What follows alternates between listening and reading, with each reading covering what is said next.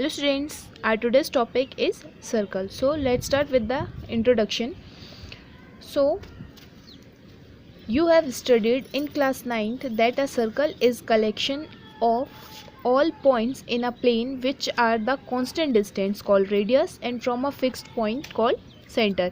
You have also studied the various terms related to a circle like chord, segment, sector, arc, etc. Let us now examine the different situations that can arise when a circle and a line are given in plane. So here the diagram, first diagram. Okay, so let us consider a circle and a line PQ. There can be three possibilities given in figure 10.1 below. So here the three possibilities are given. So let's start with the first one. Is here the circle, this is a circle and a line PQ. So in this figure 1, the line PQ and the circle have no common points. Here the line and circles are no common points. In case PQ is called a non-intersecting line with respect to the circle. Circle और इस line PQ में कोई भी ऐसा common point नहीं है जो एक दूसरे से क्या कर रहा हो, कोइंसाइड कर रहा हो या एक दूसरे के से कॉमन हो. इसीलिए लाइन जो होगा वो सर्कल के रिस्पेक्ट में जो होगी वो नॉन इंटरसेक्टिंग होगी. इसीलिए हम इसे बोलेंगे PQ is called in non intersecting line.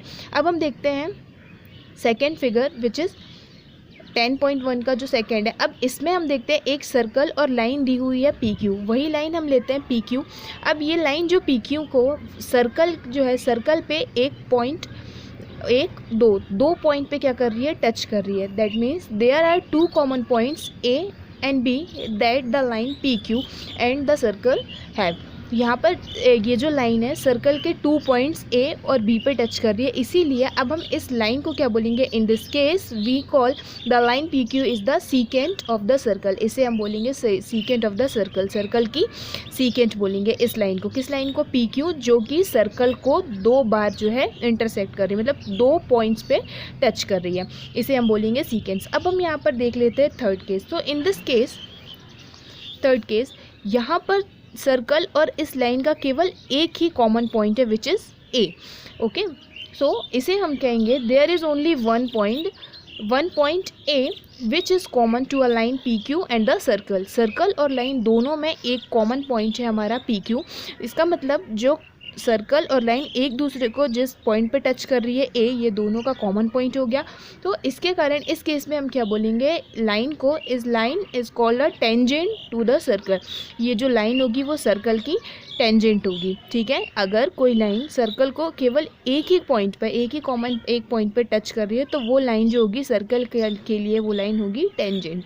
Okay, सो इस तरीके से हमने तीन टाइप्स की लाइन सर्कल के रिस्पेक्ट में देखी. फर्स्ट लाइन जो हो गई वो तो इसे एक भी कॉमन पॉइंट नहीं है तो हम कहेंगे फर्स्ट वाली लाइन को नॉन इंटरसेक्टिंग लाइन.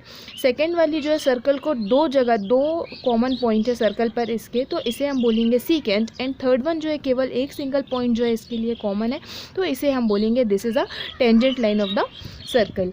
ओके, अब हम टेंजेंट के लिए कुछ स्पेशल केसेस भी देख लेते हैं. सो टेंजेंट के लिए हमें हमेशा एक चीज़ याद रखनी होगी कि there is a only one tangent at a point of the circle. कि सर्कल के किसी भी एक पॉइंट पे हमें जो है केवल एक ही टेंजेंट मिलेगा. अगर सर्कल के किसी एक पॉइंट पे हमें देखनी है तो उस पॉइंट के लिए जो टेंजेंट होगी वो एक ही होगी. ये जो है ऑब्जेक्टिव पर्पज़ से ये लाइन जो यहाँ पे बोल्ड लेटर्स में दी हुई है इसे हमें हमेशा याद रखना है. There is a only one tangent at a point of a circle. ये this is the very important point which is at a point. किसी एक सर्कल की किसी एक पॉइंट पे जो टेंजेंट होगी वो केवल एक ही होगी. अब सेकेंड जो पॉइंट निकल के आ रहा है इंपॉर्टेंट पॉइंट, वो क्या बोल रहा है.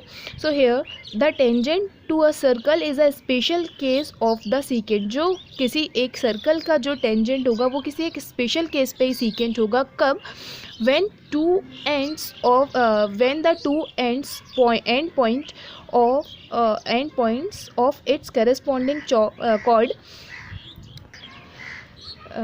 coincide. Okay, when the two end points of its corresponding chord coincide. Okay, तो इसी तरीके से हमको इस एक्सरसाइज के कुछ क्वेश्चंस करना है जो कि इसके टेंजेंट इस पे ही बेस्ड होंगे. So let's start with the exercise 10.1. okay,